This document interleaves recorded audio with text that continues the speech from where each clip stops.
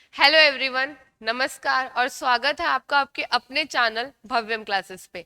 आज मैं अपने एक नए लेक्चर के साथ उपस्थित हुई हूँ जिसमें हम भारतीय राज्य व्यवस्था का एक अन्य महत्वपूर्ण मुद्दा मौलिक कर्तव्य यानी कि फंडामेंटल ड्यूटीज के ऊपर चर्चा करेंगे कि ये है क्या, कितनी है, इसका प्रावधान हमने कहाँ से लिया और इसके तहत क्या क्या बातें कही गई हैं। तो हम डिटेल में इस टॉपिक को इस वीडियो के अंदर कवर करेंगे। तो आप इस वीडियो को लाइक कर दो, शेयर कर दो, हमारे चैनल को सब्सक्राइब कर दो और हमसे जुड़ जाओ। So let's start.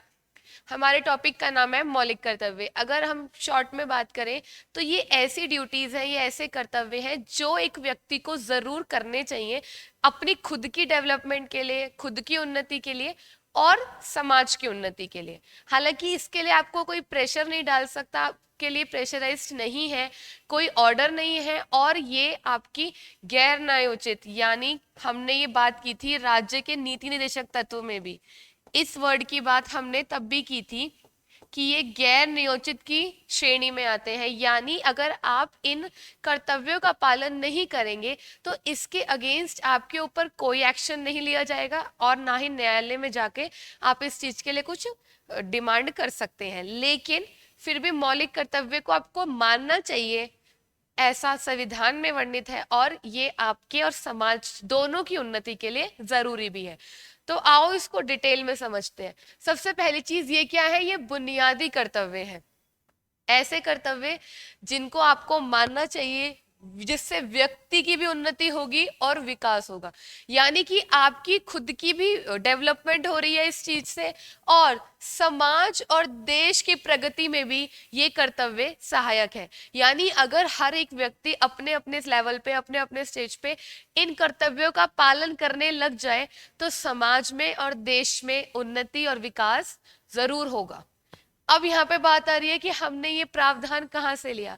हमने अपनी प्रीवियस क्लास में डिस्कस किया था कि हमारे जो भारत की संविधान सभा थी उसने संविधान बनाते वक्त बहुत सी चीजों को अलग अलग देशों से लिया था। जहां हमने क्या पढ़ा था कि 10 तो देश थे और एक हमारा 1935 का भारत शासन अधिनियम था और इन्हीं 11 चीजों से हमने अपने भारत के संविधान के लिए कुछ प्रावधान लिए थे।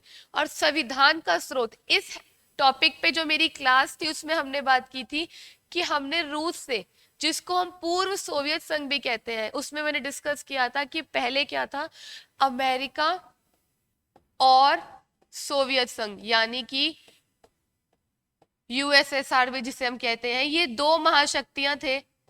लेकिन आगे चल के जब सोवियत संघ का विघटन होता है और ये 15 गणराज्यों को मिलकर बना था, तो इसमें जो सबसे डोमिनेंट होता है रूस, वो ही इसका उत्तराधिकारी बनता है।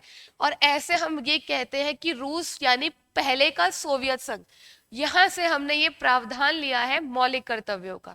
यही चीज हमने डिस्कस की थी अपनी उस क्लास में भी और आज की क्लास में भी। मैं आपको बता दूं कि हम मौलिक कर्तव्य पे बात कर रहे हैं, तो इसका जो प्रावधान है ये हमने रूस से लिया है। अब अगर बात करूं ये संविधान के कौन से भाग में है, तो ये संविधान के भाग 4 में है। अब यहाँ पे कुछ लोग कमेंट करके बोलेंगे कि संविधान के भाग 4 में नीति निदेशक तत्व भी है, तो ये संविधान के भाग 4 क के अंदर है और ये अनुच्छेद 51 क के तहत आते हैं। अब इसके बारे में हम आगे चर्चा करते हैं, तब हम इसके बारे में और डिटेल में जानेंगे। देखो अब यहाँ पे बात आ रही है कि संवैधानिक प्रावधान यानी कि मौलिक कर्तव्यों को लेके संविधान के अंदर क्या प्रावधान किए गए हैं, संविधान के अंदर इस बारे में क्या कहा गया है।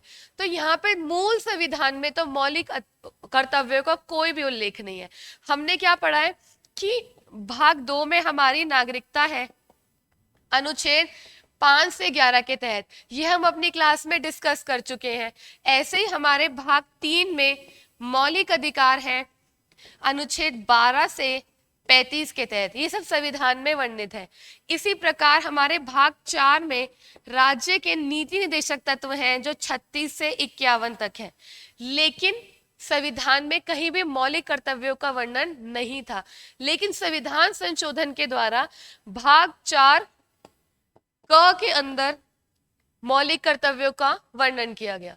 तो संविधान, मूल संविधान में इसका उल्लेख नहीं था, लेकिन 1976 में स्वर्ण सिंह समिति का गठन किया गया, जिसने अपनी कुछ सिफारिशें रखी और उस सिफारिश में ही उसने मौलिक कर्तव्यों को संविधान में सम्मिलित करने की बात कही थी। इस समिति का नाम आपको पता होना चाहिए, आपके एमसीक्यू में पूछा जा सकता है किस समिति की सिफारिशों पर मौलिक कर्तव्यों को संविधान में सम्मिलित किया गया था, तो वो स्वर्ण सिंह समिति ही थी।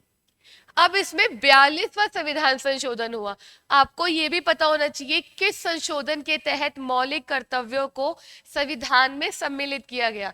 तो जी हाँ, 42वां संशोधन 1976 के तहत ये किया गया और एक नया भाग बनाया गया 4A यानी 4 का, जिसके मैं यहाँ पे चर्चा कर चुकी हूँ।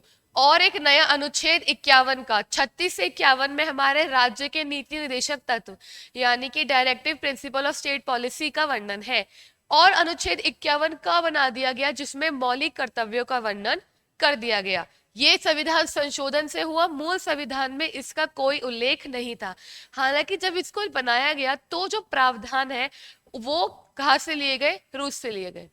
अब हम आगे बात कर लेते हैं कि जब ये संविधान संशोधन किया, कौन सा, जब 42वां हमारा संविधान संशोधन हुआ 1976 में स्वर्ण सिंह समिति की सिफारिश पे, तब जो क्या किया गया, मौलिक कर्तव्य, क्या नाम दिया गया, मौलिक कर्तव्य यानी कि फंडामेंटल ड्यूटीज, इसका नाम दिया गया। भाग 4 का बना के, अनुच्छेद 51 का बना के जो शीर्षक दिया गया वो मौलिक कर्तव्य यानी फंडामेंटल ड्यूटीज दिया गया और उसके अंदर 10 मौलिक कर्तव्यों का उल्लेख किया गया। आपसे वो एमसीक्यू घुमा के पूछेंगे कि 42वें संविधान संशोधन के तहत कितने मौलिक कर्तव्यों का उल्लेख संविधान में किया गया। तो जी हाँ, कंफ्यूज मत होना, 10 मौलिक कर्तव्यों का उल्लेख किया गया। प्रेजेंट में 11 है, पहले 10 थे। तो क्वेश्चन वो घुमा के पूछ लेंगे। अगर वो पूछे वर्तमान में कितने हैं तो 11 है, 42वें संविधान संशोधन के तहत 10 थे, लेकिन अब इनकी संख्या 11 हो गई है क्योंकि 86वां संविधान संशोधन 2002 में किया गया, जिसके तहत हमारे 11वें मौलिक कर्तव्य को भी संविधान में जोड़ दिया गया। तो हमने क्या चर्चा की, अब टोटल कितने मौलिक कर्तव्य हो गए हैं, 11 हो गए हैं। अब इन 11 मौलिक कर्तव्यों के ऊपर भी हम चर्चा कर लेते हैं कि ये किस बारे में बताते हैं हमें। तो ये नागरिकों के लिए 11 मौलिक कर्तव्य हैं। ये ऐसे कर्तव्य हैं जिसे अगर नागरिक अपनाता है, उसको फॉलो करता है, तो उसका अपना विकास भी होगा और समाज की प्रगति भी होगी। पहला मौलिक कर्तव्य कहता है कि संविधान का पालन किया जाए। भाई संविधान का पालन तो करना ही चाहिए, ये एक आपकी ड्यूटी भी है और ये राज्य के नीति निर्देशक तत्वों में भी कहा गया है कि आप संविधान जिसके बेस पे हमारे देश में शासन चल रहा है उसका पालन जरूर करें और राष्ट्र ध्वज और राष्ट्रगान का भी आदर किया जाए। ये क्या है, ये आपसे एक्सपेक्ट किया जा रहा है कि आप अपने देश के राष्ट्र ध्वज की और राष्ट्रगान का आदर करें। ये हमारा पहला मौलिक कर्तव्य है। इसके बाद दूसरे में बात कही गई है कि राष्ट्रीय आंदोलन के उच्च आदर्शों का पालन करें। यानी जब हमारे देश में हमें आजादी नहीं मिली थी और राष्ट्रीय आंदोलन होते थे, पूरा राष्ट्र पूरे देश में जब आंदोलन होते थे, तो जिन चर्चों को रखा जाता था, जिन मुद्दों के ऊपर चर्चा होती थी, जिन पॉइंट्स को लेकर चर्चा होती थी, जो मेन चीजें थी, जैसे स्वतंत्रता हमें चाहिए, समानता चाहिए, या किसी के साथ भेदभाव ना हो, सबको समान माना जाए, तो जो ये आदर्श थे जो उन आंदोलन के जरिए भी सामने आते थे, इन आदर्शों का हमें पालन करना चाहिए। ये हमारा मौलिक कर्तव्य दूसरा कहता है। अब मैं बात करूं कि भारत की संप्रभुता, एकता और अखंडता की रक्षा करें। यानी कि आप लोगों का फर्ज बनता है, क्योंकि आप भारत में रहते हैं, आप भारत के नागरिक हैं, तो आपका फर्ज बनता है आप भारत की एकता और अखंडता की रक्षा करें, भारत की एकता के लिए काम करें, ऐसा कुछ भी ना करें जिससे भारत को संकट हो या भारत खतरे में आए। अब मैं बात करूं देश की रक्षा और राष्ट्र की सेवा करें, तो ये भी आपका मौलिक कर्तव्य है कि अगर आगे आने वाले समय में भगवान न करे देश के ऊपर कोई भी मुसीबत आती है, तो आपके अंदर एक सच्ची देशभक्ति होनी चाहिए कि हमें अपने देश की रक्षा करनी है, ना कि आप दूसरे वाली पार्टी के साथ मिलकर के भारत के ही विरोध में खड़े हो जाए। ऐसा नहीं होना चाहिए। तो देश की रक्षा और राष्ट्र की सेवा करना भी हमारा एक मौलिक कर्तव्य है, जिसको आपको जरूर अपनाना चाहिए। अगर हर एक व्यक्ति इसको अपने स्तर पे अपनाएगा तो इससे ऑफ कोर्स देश का और समाज का भी विकास होगा और व्यक्ति का भी। अब यहाँ पे बात आ रही है पांचवी, भारत के लोगों में समरसता और भ्रातृत्व की भावना, यानी कि हम भारत के जो लोग हैं हमारे बीच भाईचारा होना चाहिए, एकता होनी चाहिए। जो पहले के समय में होता था धर्म को लेकर के एक दूसरे को मार काट रहे हैं, दंगे हो रहे हैं, इन सब चीजों से बचना चाहिए, क्योंकि इससे दोनों तरफ से ही सिर्फ और सिर्फ नुकसान है, देश को भी इंसान को भी। ना जाने कितने लोग पहले के समय में इन दंगों से, इन लड़ाइयों से अपने परिवार को, अपनों को खोते थे। तो यहाँ पे हमारा मौलिक कर्तव्य है कि भारत के लोगों को आपस में मिलके भाईचारे के साथ रहना चाहिए। हमारा छठा मौलिक कर्तव्य है कि हमारी सांस्कृतिक संस्कृति की परंपरा का महत्व समझे, यानी कि जो हमारी संस्कृति है, जो हमारा कल्चर है, हमें उसका महत्व समझना चाहिए। लेकिन आजकल क्या हो रहा है, हम लोग अपने संस्कृति को पीछे छोड़ते जा रहे हैं और दूसरे देश की संस्कृति को अपनाते जा रहे हैं। जो हमारी मूल संस्कृति थी उसको आजकल का जो बच्चा है वो तो जानता भी नहीं है अच्छे तरीके से।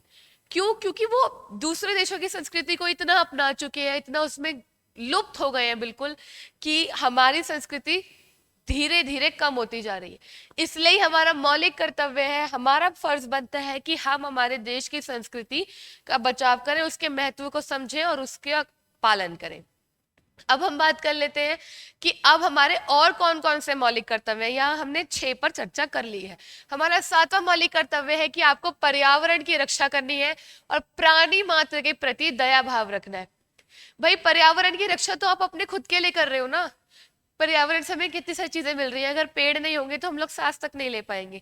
तो पर्यावरण की रक्षा करना भी आपकी जिम्मेवारी है। और जो प्राणी मात्र है, यानी जो जानवर है, पशु पक्षी है, उनके प्रति आपके अंदर दया भावना होनी चाहिए।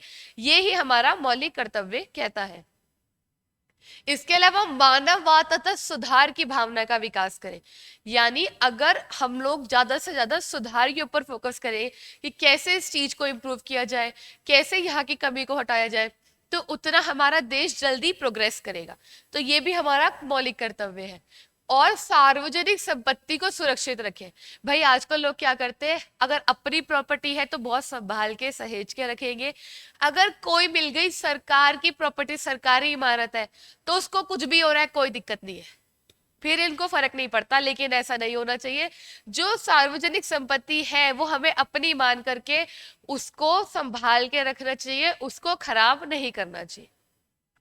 इसके बाद है कि सभी क्षेत्रों में उत्कर्ष की ओर बढ़ने का प्रयास करें, यानी आप जिस भी फील्ड में हैं उस फील्ड में कैसे ऊंचाइयों की तरफ जाना है, इस पे फोकस करें। इससे क्या होगा, इससे ये होगा कि आपके साथ साथ आपका देश भी विकास करेगा। अगर आप कोई हाई इनकम सोर्स जनरेट करोगे तो उसका फायदा डायरेक्टली इनडायरेक्टली आपके देश को भी होगा। तो ये भी एक मौलिक कर्तव्य है कि आप जिस भी क्षेत्र में हैं उसमें उत्कर्ष की ओर, आगे की ओर बढ़े। इसके अलावा 6 से 14 वर्ष तक के बच्चों को शिक्षा का अवसर मिलना चाहिए, ये हमारा मौलिक कर्तव्य भी है। हालांकि ये बात नीति निर्देशक तत्व में भी हुई है। यही बात कहीं ना कहीं मौलिक अधिकारों के अलावा जो अधिकार थे हमने पढ़े थे, भाग 4 के बाहर के मूल अधिकार, उसमें भी हुई थी कि शिक्षा का अधिकार बिल्कुल होना चाहिए। और यहाँ पे भी हुई है कि अगर आपको लगता है कि ऐसा कोई बच्चा है जो नहीं पढ़ रहा और वो 6 से 14 वर्ष की कैटेगरी में है, तो आपको कोशिश करनी चाहिए कि किसी प्रकार उसको भी स्कूली शिक्षा मिल सके। ये हमारा मौलिक कर्तव्य है। तो यहाँ हमने चर्चा कर ली है कि हमारे 11 मौलिक कर्तव्य कौन से हैं। और मैं आपको बता दूं, जो ये हमारा 11वां मौलिक कर्तव्य है ये 86वें संविधान संशोधन 2002 के द्वारा जोड़ा गया था। कई बार वो ऐसे भी आपसे एमसीक्यू में पूछ सकते हैं कि 86वां संविधान संशोधन 2002 के तहत कौन से मौलिक कर्तव्य को संविधान में जोड़ा गया था। 4 पॉइंट दे देंगे, पर्यावरण की रक्षा दे दी, भारत के लोगों में एकता, या फिर सार्वजनिक संपत्ति को सुरक्षित रखे, और चौथे पॉइंट में आपको देंगे कि 6 से 14 वर्ष की आयु के बच्चों को शिक्षा का अवसर। तो आपको पता होना चाहिए कि यहाँ पे ऑप्शन नंबर डी यानी शिक्षा का अवसर वाला ऑप्शन करेक्ट है। अब हम चलते हैं आगे, डिस्कस करेंगे मूल कर्तव्यों की विशेषताएं क्या है। यानी हम फंडामेंटल ड्यूटीज के बारे में पढ़ रहे हैं कि ये कहाँ पे आती है, संविधान के कौन से भाग में है, कौन से अनुच्छेद में है, कितनी है और किस किस प्रकार से है। अब हम बात कर लेते हैं इसकी विशेषताएं क्या है। तो पहली चीज, यहाँ पे कुछ नागरिक कर्तव्य है तो कुछ नैतिक कर्तव्य है। नागरिक के कर्तव्य क्या है भाई, अगर आप अपने देश के राष्ट्रीय ध्वज का सम्मान कर रहे हैं, राष्ट्रगान का सम्मान कर रहे हैं, तो वो क्या है, वो आपका नागरिक कर्तव्य है। लेकिन यहाँ पे नैतिक कर्तव्य क्या हो गया, आपको संविधान का पालन करना है। ये क्या है, ये आपका नैतिक कर्तव्य है, यानी ये तो आपको करना ही चाहिए। ठीक है, ये तो नैतिकता से जुड़ा है ना, नैतिकता से, यानी जो चीज हमारे लिए जरूरी भी हो जाती है करनी, कि जैसे मान लो हम लोग पेरेंट्स हैं जो अपने, जब हम लोग बड़े हो जाते हैं हम अपने पेरेंट्स का ध्यान रखते हैं, उनके टेक केयर करते हैं, तो ये क्या है, ये एक नैतिकता से जुड़ा हुआ है। हमारा उनसे कोई एग्रीमेंट नहीं हुआ, कोई कॉन्ट्रैक्ट नहीं है, बट क्या है, हमारे अंदर नैतिकता है, उनके प्रति प्यार है। तो यही चीज है कि कुछ तो ऐसे नैतिक कर्तव्य है, जैसे संविधान का पालन, ये तो आपको करना ही चाहिए। और कुछ नागरिक के कर्तव्य है, जैसे आपको राष्ट्र ध्वज का पालन करना चाहिए या फिर राष्ट्रगान का सम्मान करना चाहिए, ये सब चीजें। इसके बाद बात करूं तो मूल रूप से भारतीय जीवन पद्धति के आंतरिक कर्तव्यों का वर्गीकरण, यानी मूल कर्तव्यों में क्या है, जो भारत की जीवन पद्धति है, किस प्रकार से हमारा जीने का स्टाइल है, उसके जो जितने भी कर्तव्य है ना, उसी के बारे में बताया हुआ है कि हमें किस प्रकार रहना चाहिए, एकता के साथ रहना चाहिए, पर्यावरण के संरक्षण करना चाहिए, मतलब इन सब चीजों पे ही मेनली फोकस किया गया है। एकता से मेरा मतलब भाईचारा है, कोई और मतलब ना निकालना। इसके बाद है केवल नागरिकों के लिए, यानी जो हमारे फंडामेंटल ड्यूटीज यानी मौलिक कर्तव्य हैं, ये सिर्फ हमारे भारत के नागरिकों के लिए है, ये विदेशियों के लिए नहीं है। और मैंने बताया था अपने नागरिकता वाले चैप्टर में कि विदेशी कौन होते हैं, जो किसी और देश की नागरिकता ले लेते हैं, उनके लिए ये मौलिक कर्तव्य नहीं है, क्योंकि वो हमारे देश में थोड़े समय के लिए आए हैं भाई, वो यहाँ पे बिजनेस पर्पज से, एजुकेशन के पर्पज से, या वैसे ही घूमने फिरने आए हैं। तो उससे हम लोग ये सब चीजें एक्सपेक्ट नहीं करते, हम आप लोगों से एक्सपेक्ट करते हैं, संविधान आप लोगों से एक्सपेक्ट करता है, क्योंकि आप यहीं पे जन्मे हो, यहीं पले बड़े हो, तो आपसे एक्सपेक्ट किया जाता है कि आप मौलिक कर्तव्यों का पालन करें। इसके बाद ये गैर न्यायोचित है। हमने बात की थी कि संविधान सभा के सलाहकार थे सर बी एन राव। हम अपनी प्रीवियस क्लास में बात कर चुके हैं कि सर बी एन राव ने क्या किया, एक सलाह दी कि हमारे सामने जो दो मुद्दे हैं ना, इनको दो कैटेगरी में बांट दो, एक न्यायोचित और एक गैर न्यायोचित। जितने भी मुद्दे थे इनको दो कैटेगरी में बांट दो, ऐसा हमारे संविधान के सलाहकार सर बी एन राव का कहना था। उसके अकॉर्डिंग जो न्यायोचित मुद्दे थे वो कहाँ डाले गए, वो डाल दिए गए भाग 3 में, जो हमारे मौलिक अधिकार बन गए, और गैर न्यायोचित डाले गए भाग 4 में, जो हमारे राज्य के नीति निर्देशक तत्व थे। और क्योंकि भाग 4 में ही 4 का डाला गया है, यानी मौलिक कर्तव्य को डाला गया है, तो हमारे मौलिक कर्तव्य भी गैर न्यायोचित कैटेगरी में आते हैं। गैर न्यायोचित का मतलब है ऐसी चीजें जिसके लिए आप न्यायालय में नहीं जा सकते। हमने बात की थी अगर आपके मौलिक अधिकारों का उल्लंघन हो रहा है, कोई भी आपके मौलिक अधिकारों को आपसे छीन रहा है, तो उस केस में आप सर्वोच्च न्यायालय में अनुच्छेद 32 के तहत और उच्च न्यायालय में अनुच्छेद 226 के तहत जा सकते हो। ठीक है, फिर उस केस में न्यायालय वहां पे रिट लगा करके आपको आपका मौलिक अधिकार प्रदान कराएगा। तो ये मौलिक अधिकार न्यायोचित है, यानी इसके लिए आप न्यायालय जा सकते हैं। गैर न्यायोचित का मतलब है कि अगर इस चीज का पालन नहीं हो रहा है तब भी आप न्यायालय नहीं जा सकते। राज्य के नीति निर्देशक तत्व भी इसी कैटेगरी में आते हैं और हमारे मौलिक कर्तव्य भी, यानी न्यायालय के जरिए क्रियान्वयन की व्यवस्था नहीं है, कि न्यायालय किसी को भी फोर्स नहीं करेगा कि आप ये चीज करो, आप पर्यावरण की रक्षा करो या आप आपस में भाईचारे के साथ रहो, लेकिन ये आपका खुद का कर्तव्य बनता है, क्योंकि आप भारत में रहते हो, आप भारत के नागरिक हो, तो ये आपकी रिस्पॉन्सिबिलिटी बनती है कि आप ये सब चीजों का पालन करें। अब हम आगे बात करते हैं। भाई हमने पढ़ा है कि किसी भी चीज के पॉजिटिव और नेगेटिव दोनों पॉइंट्स होते हैं, तो यहाँ हम मौलिक कर्तव्यों की विशेषताओं की बात कर रहे हैं, लेकिन कुछ लोग इसके कुछ नेगेटिव पॉइंट्स की भी बात करते हैं, यानी कि मौलिक कर्तव्यों की आलोचना करते हैं। वो आलोचना किस बेस पे करते हैं, जरा वो भी सुन लेते हैं। वो क्या कहते हैं कि कर्तव्यों की सूची पूर्ण नहीं है। कुछ आलोचकों का क्या कहना है कि कर्तव्य कितने हैं, मौलिक कर्तव्य 11 है, लेकिन इसमें जो मेन चीजें थी वो कवर नहीं की गई हैं, ये सूची अधूरी है। जैसे वो लोग क्या एग्जाम्पल देते हैं, मतदान, या फिर कर अदायगी। अदायगी का मतलब है कर, यानी टैक्स पे करना। तो वो लोग ये चीज कहते हैं कि ये जो कर्तव्य है इसकी लिस्ट तो पूरी है ही नहीं, इसमें कुछ चीजें तो बताई नहीं।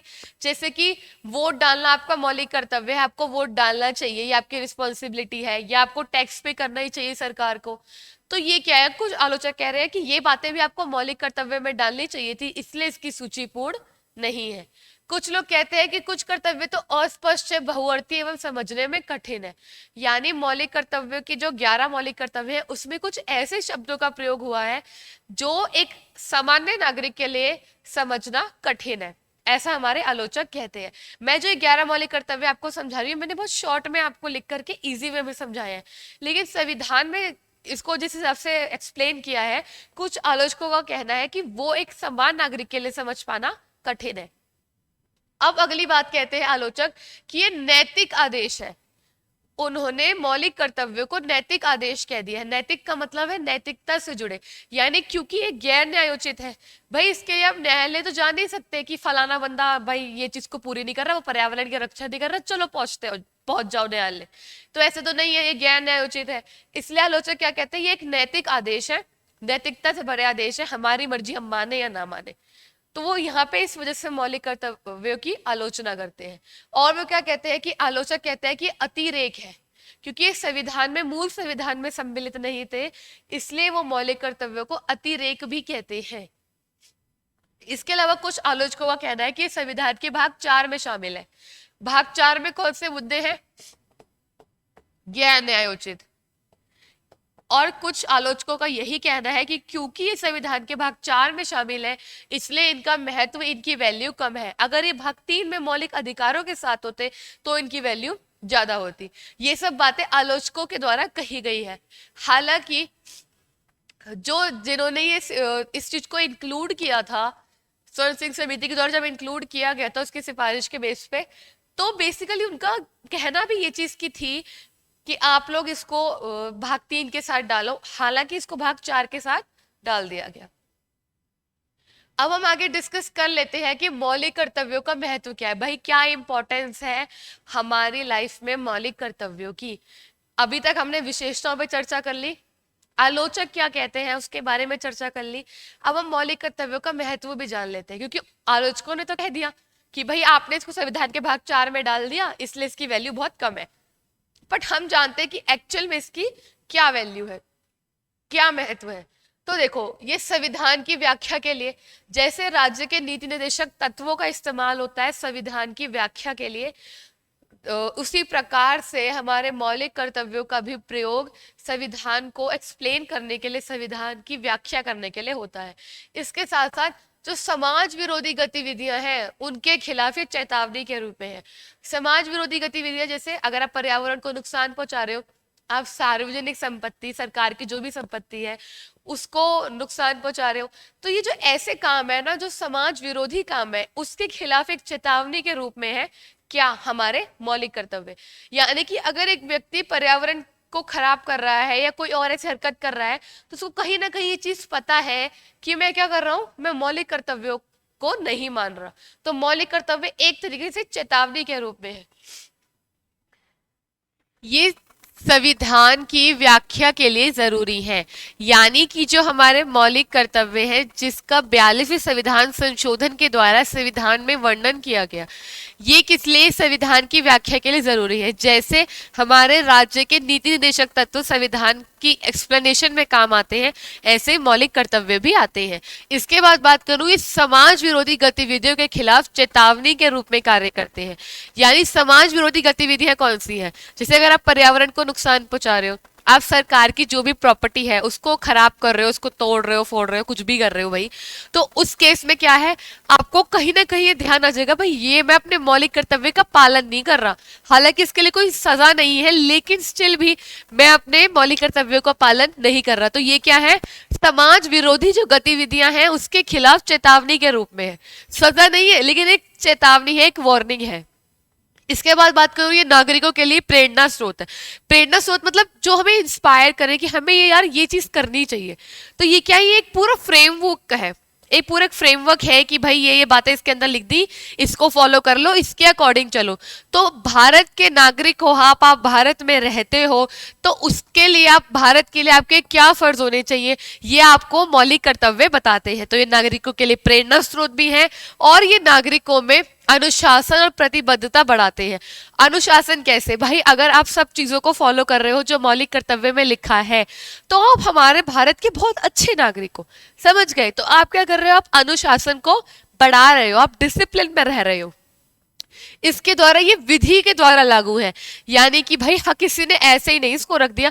पूरा 42वां संविधान संशोधन हुआ, हमने पढ़ा 1976 में हमारा 42वां संविधान संशोधन हुआ, उसके द्वारा तरीके से पूरे सिस्टमैटिक वे में इसको कानून के द्वारा लागू किया गया है।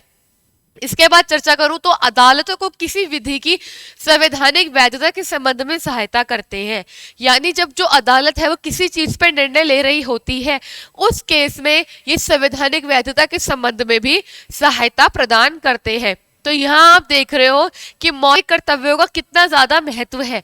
आलोचक क्या कह रहे थे, भाई मौलिक कर्तव्यों का तो महत्व ही नहीं है, एक तो ये पूरे नहीं है, ये सिर्फ नैतिक आदेश है, या फिर इनकी तो वैल्यू कम है क्योंकि ये भाग 4 में है। लेकिन आप लोग देख रहे हो जैनवन में मौलिक कर्तव्यों की बहुत वैल्यू है। संविधान में वर्णित कोई भी चीज या कोई भी ऐसे जो रूल बन गया है वो आपके लिए जरूरी है और उसकी वैल्यू है तभी बनाया गया है। अगर वो यूजलेस होता तो बनता ही क्यों, है ना भाई, और ना ही फिर हम उसे पढ़ रहे होते। अब बात आती है वर्मा समिति 1999, एमसीक्यू आएगा, वर्मा समिति कब आई, कब बनी, 1999 में बनी, डेट सन याद कर लो। अब बात कर लेते हैं कि मौलिक कर्तव्यों के क्रियान्वयन के लिए कानूनी प्रावधानों को लागू, यानी कि जो हमारे मौलिक कर्तव्य हैं उसको हर एक व्यक्ति माने, उसका पालन करे, इसके लिए कुछ कानूनी नियम बना दिए गए। भाई तुम लोग तो सीधे तरीके से मान नहीं रहे, कुछ ऐसे हैं नागरिक, तुम लोगों की बात नहीं हो रही, कुछ नागरिक हैं ऐसे जो नहीं मान रहे कि हमें तो मौलिक कर्तव्य कोई मैंडेटरी नहीं है, हम नहीं मानेंगे, हम कुछ भी करेंगे। तो फिर क्या हुआ, वर्मा समिति 1999 में बनी, इसने कुछ कानूनी प्रावधान बना दिए, कुछ कानून, कुछ लॉ बना दिए कि अब इसके तहत तो तुम मौलिक कर्तव्य जरूर मानोगे। अब वो क्या है वो पढ़ लो। पहला है राष्ट्र गौरव अपमान निवारण अधिनियम, ठीक है, 1971। यहीं पे नाम से ही पता चल रहा है कि जो राष्ट्र का गौरव है अगर उसका आप अपमान कर रहे हो तो उस केस में क्या होगा। 1979 में बना। कि जितने अधिनियम बने इसकी डेट याद कर लो, अगर वो पूछ ले कि ये राष्ट्र गौरव अपमान निवारण अधिनियम किस वर्ष लाया गया तो भाई कंफ्यूज मत होना, 1971 में लाया गया। अब बात कर लेते हैं ये क्या है। तो इसमें कहा गया है कि राष्ट्रीय ध्वज, भारतीय संविधान और राष्ट्रगान के प्रति अवमानना नहीं। अवमानना का मतलब होता है कि आप कोई चीज को ना मानो, ठीक है, उसको मानने से इनकार कर दो। तो यहाँ पे आप राष्ट्र के जो ध्वज है या फिर हमारा भारत का संविधान है या हमारा राष्ट्रगान है, इसके प्रति आदर रखोगे, इसको आप नकार नहीं सकते, इसका अपमान आप नहीं कर सकते, ऐसा हमारा अधिनियम 1971 कहता है। ठीक है, यही हमारा मौलिक कर्तव्य भी है। लेकिन जब लोग समझ लेते हैं कि मौलिक कर्तव्य तो मानने जरूरी नहीं है, मानो या ना मानो अपनी मर्जी है, घर का राज है, फिर इसलिए ये कानून बनाने पड़ते हैं। फिर सिविल अधिकार संरक्षण अधिनियम 1955, ये क्या कहता है, सन सबके याद कर लेना। ये कहता है कि जाति और धर्म से संबंधित जो भी अपराध है उस पर दंड मिलेगा। अगर आप जाति या धर्म के नाम पे कोई भी भेदभाव कर रहे हो, कुछ भी ऐसा कार्य कर रहे हो, तो आप दंड के पात्र हो, आपको दंड जरूर मिलेगा। ये हमारा 1955 का अधिनियम कहता है। इसके बाद हमारा भारतीय दंड संहिता आईपीसी के तहत क्या कहा गया है कि राष्ट्र की अखंडता के लिए पूर्वग्रह से प्रेरित अभिकथन दंडात्मक, यानी कि आप राष्ट्र की एकता से अलग हटके अगर कोई ऐसा कमेंट कर दोगे, कोई अभिकथन ऐसा कह दोगे, तो उस पे आपको सजा मिलेगी, वो दंडात्मक है, उसके लिए सजा का प्रावधान है। ये हमारा आईपीसी यानी भारतीय दंड संहिता कहता है। अब आगे चर्चा कर लेते हैं कि हमारा विधि विरुद्ध क्रियाकलाप यानी 1976 का निवारण अधिनियम ये क्या कहता है कि अगर आप कानून के अगेंस्ट जा रहे हो, नाम ही बता रहे हैं ना, विधि विरुद्ध, कानून के अगेंस्ट जा रहे हो, उस केस में क्या होगा, आप अगर कोई सांप्रदायिक संगठन बना रहे हो जो गैर कानूनी है, संप्रदाय के आधार पे, चलो हिंदू हिंदू इकट्ठे हो लो, मुस्लिम इकट्ठे हो लो, या कुछ ऐसा कर रहे हो, अगर नॉर्मली इकट्ठे हो रहे हो, बातचीत हो रही है, चर्चा हो रही है, दैट्स ओके। लेकिन अगर उससे समाज में इफेक्ट पड़ रहा है, दूसरे व्यक्ति पे इफेक्ट पड़ रहा है, वो गलत है, उस केस में वो गैर कानूनी है, आप सजा आपको मिलेगी, ये हमारा अधिनियम 1976 कहता है। अब यहाँ पे बात ये आई कि 1976 के संविधान संशोधन के द्वारा तो भाई मौलिक अधिकारों को, सॉरी, मौलिक कर्तव्यों को आपके संविधान में डाला गया, लेकिन उससे पहले भी कुछ अधिनियम बना दिए गए। फिर इन सब अधिनियम क्या हो गए, मौलिक कर्तव्य से प्रेरित हो गए। यानी 1976 से पहले के जो भी थे अधिनियम, 1971, 1955, फिर वो सब तो वर्मा समिति ने बनाए ही थे, तो वो मौलिक कर्तव्य से जुड़े हो गए, क्योंकि जो इस प्रावधानों में बात थी वही मौलिक कर्तव्य में बात है।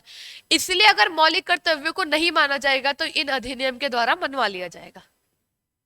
अब बात आई वन्य जीव संरक्षण अधिनियम 1972। नाम ही बता रहा है कि आपको जो वन में जीव, जो प्राणी है, जो जानवर है, जो पशु पक्षी है, उनका संरक्षण करना चाहिए, ना कि उनको आप उनका शिकार करो, उन्हें परेशान करो, ऐसा कुछ नहीं। जो दुर्लभ प्रजातियां हैं उनके व्यापार पर प्रतिबंध।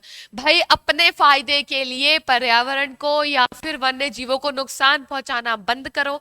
यहाँ पे यह अधिनियम में कह दिया गया है कि जो प्रजातियां बहुत रेयर हैं, ठीक है, उनके व्यापार पर प्रतिबंध लगा दो, उनका व्यापार नहीं कर सकते। उससे आप कोई प्रोडक्ट बना रहे हो अपना, या कुछ भी आप उसको मेडिसिन में यूज ले रहे हो, वो चीज आप मत करो जो रेयर प्रजातियां हैं। ये हमारा अधिनियम 1972 कह रहा है।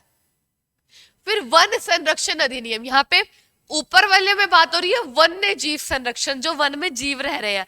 फिर 1980 में बात हो रही है वन का संरक्षण, यानी कि जो वनों की अनियंत्रित कटाई हो रही है फैक्ट्रीज बनाने के लिए, बड़े बड़े उद्योग धंधे लगाने के लिए, वो बंद की जाए। ठीक है, क्योंकि वनों का, पेड़ का हमारे जीवन में क्या योगदान है, क्या भूमिका है, आप सभी जानते हैं। इसके बाद आया लोक प्रतिनिधित्व अधिनियम 1951। ठीक है, 1951 के अधिनियम में क्या बात हुई कि भ्रष्टाचार में लिप्त संसद सदस्य को अयोग्य घोषित, यानी ऐसे संसद सदस्य या विधान परिषद के सदस्य जो सरकार की किसी भी पोस्ट पे है, सार्वजनिक पद पे है, लेकिन वो भ्रष्टाचार में लिप्त है, भ्रष्टाचार के काम में इंक्लूडेड है, या धर्म, जाति, भाई क्या बोल रही हूं मैं, किसी भी प्रकार का कोई भेदभाव कर रहे हैं, कानून लागू करने में, किसी व्यक्ति को सजा देने में, किसी भी और प्रकार में कानून बनाने में, तो वो लोग क्या है, वो अयोग्य घोषित कर दिए जाएंगे, यानी उनसे उनकी पोस्ट छीन ली जाएगी। ये हमारा 1951 का अधिनियम कहता है। ठीक है जी, तो यहाँ पे हमने क्या चर्चा कर ली, यहाँ पे हमने बात कर ली कि हमारे मौलिक कर्तव्य क्या होते हैं, जो सबसे मेन, जिससे हमारे व्यक्ति, जो हम लोग हैं, हमारा भी विकास हो और समाज का भी विकास हो। सेकंड चीज क्या बात की हमने, ये विदेशियों के लिए नहीं है।